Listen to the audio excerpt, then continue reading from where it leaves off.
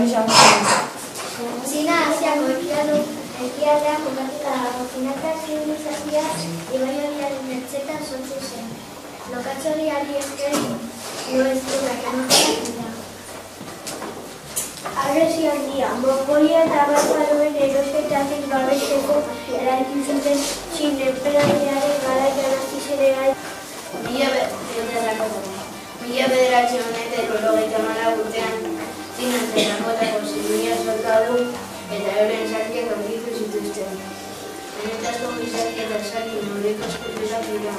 Gaur egun zientzioneko luzaren alde. Everesteko gailurik altuena da, Mila 800 kilometroko altuera da. Asian eta Himalaia mendikatean kokatua dago. Asian eta Txinarteko muga egiten du. Nepalen zaparmata zeruaren antzina da ezaguna eta Txinan bezuz. Zemba edo kondugun ortean jubiletuaren zama izan. Atarrak asmatzaile handiak izan dira. Besteak beste, asmakizunagoak txinatarrak asmatu bat dira. Portzelana. Txinatarrek asmatu zuten 7. mendearen inguruan. Temperatura altuan egoziz egiten den produktu zeramikoa da. Fina eta euskorra izaten da, adibidez, platerrak, katiloak eta apaingarriak egiteko.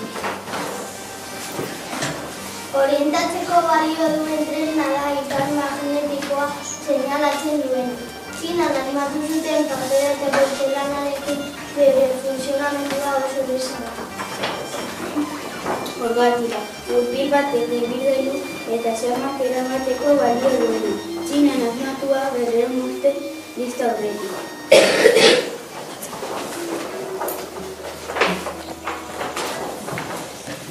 Txinatarrek asmatu zuten su artifiziala eta armak egiteko asmoa bederatzi gara dugu. Txinako egutegia. Txinako egutegiko urte bat eta 12 hilabete du. Hilabete bakoitzak 29,5 egun ditu. Hilabtearen zikloan oinarritzen du. Hilabete bakoitzak amenari bat adierazten du. Hizkuntza. Txilen hizkuntza eta dialekto ugari daude. Aldarraren hizkuntza ofiziala mandarin txinera da. Kaixo lehau esaten da. Agur txaitxia esaten da. Eta eskerrik asko sese esaten da. Txinako idazkera. Txinako idazkera zen dinastian hasi zen bere sentimendua zabaleratzeko ikur edo marrazkia grabatzen zituzten bertaten azaletan. Beranduago bandetan ere grabatzen hasi ziren. Ikur eta marrazki horiek forma hartzen ziren. Eta azkenik forma eta zinero horiek idazkera begiruten grabatu ziren. Txinako idazkera prestuak pautu. Eretzkumea. Ondaira txinatar batek onera dio. Sistema entzur bat urte-urtearen bezkeran festezen horrietara eta eretzkumea harrapatu eta jale dute zituzten. Urte asko pasatu dira, baina gaur egun urte behin bezperan etxeetan. Barontxoa piztu, zuzuriak bota eta papel gorrietan koplak idazten zituzten erentzumea usatzeko.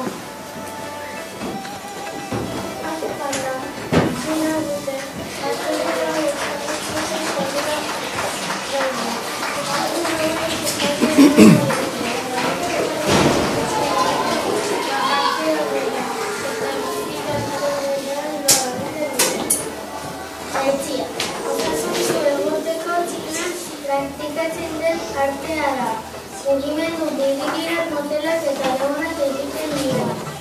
Dantza mundukoa da, talean egiten da, eta aire leidean. Txinako berbiriko edozein orduan ikusten dira munduak eta horrek preziez ditu. Txinako ohiko mendikuntzak erabiltzen den zendabidea gorputzaren leku jakinetan aurratzenean sartzen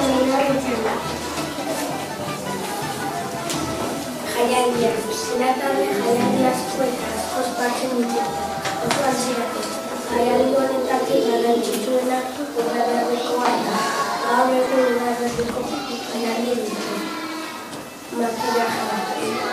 Aurpegi txuritika sartzen zuten eta lehitzen zen gorriarekin. Opera kontatzeko erabiltzen zuten, bai diskurtsoa bai erabiltzeko. Zeta tximeretak